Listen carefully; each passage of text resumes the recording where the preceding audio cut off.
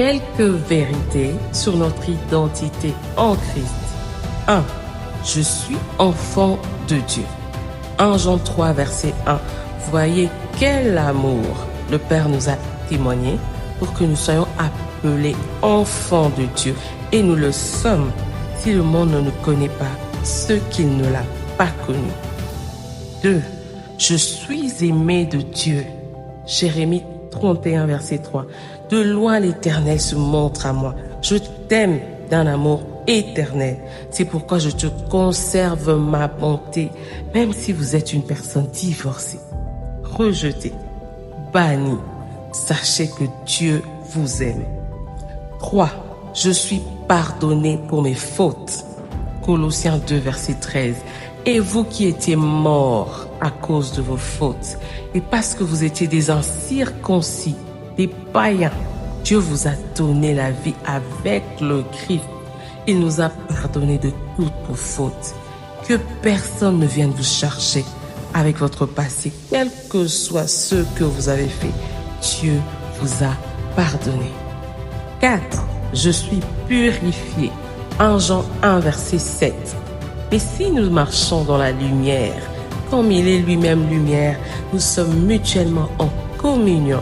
Et le sang de Jésus, son Fils, nous purifie de tout péché. Tes péchés ne sont pas plus importants que le sang de Jésus qui t'a purifié. Alors marche dans la conscience que tu es une personne pure. 5. Je suis libre. Galates 5, verset 1. C'est pour la liberté que Christ nous a affranchis.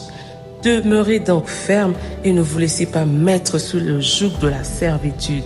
Les malédictions de nos familles, l'héritage ancestral, les maladies ne peuvent rien contre les nouvelles créatures que nous sommes.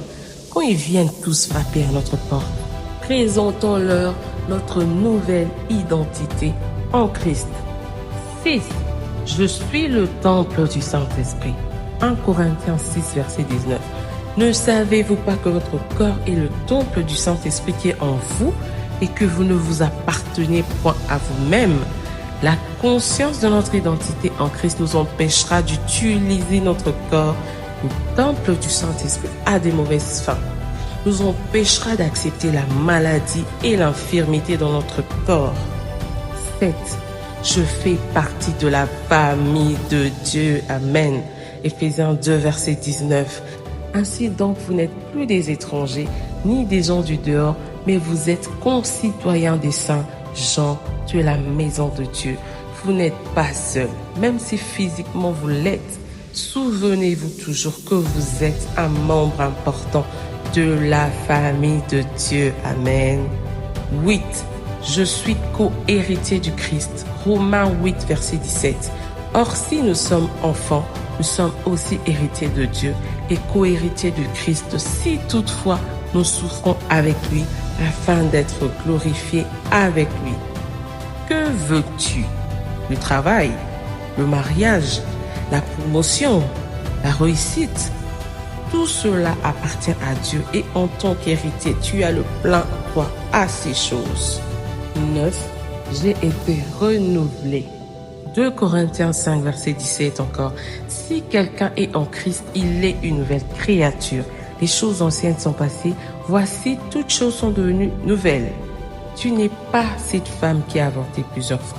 Tu n'es plus cet homme alcoolique. Tu es une nouvelle créature. 10. Je suis saint. Eh oui, je t'entends dire d'ici, mais j'ai fait X et Y choses. Oui, c'est de toi que je parle. Tu es saint. 1 Corinthiens 6, verset 11. Et c'est là ce que vous étiez, quelques-uns d'entre vous. Mais vous avez été lavés, mais vous avez été sanctifiés, mais vous avez été justifiés au nom de Jésus-Christ et par l'Esprit de notre Dieu. 11. Je suis mis à part. Amen. 1 Pierre 2, verset 9. Vous, au contraire, vous êtes une race élue, un sacerdoce royal, une nation sainte, un peuple acquis, afin que vous annonciez les vertus de celui qui vous a appelé des ténèbres à son admirable lumière. 12. Je suis ambassadeur du Christ. 2 Corinthiens 5, verset 20. Nous faisons donc les fonctions d'ambassadeurs pour Christ, comme si Dieu exhortait par nous. 13. Je suis ouvrier avec Dieu. 1 Corinthiens 3, verset 9. Car nous sommes ouvriers avec Dieu. Vous êtes le champ de Dieu, l'édifice de Dieu. 14. Je suis un parfum de bonne odeur. 2 Corinthiens 2, verset 15. Nous sommes en effet pour Dieu la bonne odeur de Christ parmi ceux qui sont sauvés et ceux qui périssent. 15. Je ne suis jamais seul. Répète avec moi. Je ne suis jamais seul. Matthieu 28, verset 20. Et voici, je suis avec vous tous les jours jusqu'à la fin du monde. Même si la dépression, la tristesse, la douleur frappe à votre porte, n'oubliez jamais que Christ ne vous lâchera pas une seule seconde. Amen. 16. Je suis un chef-d'œuvre de Dieu. Ça ne dépend pas de ta beauté physique, ma sœur.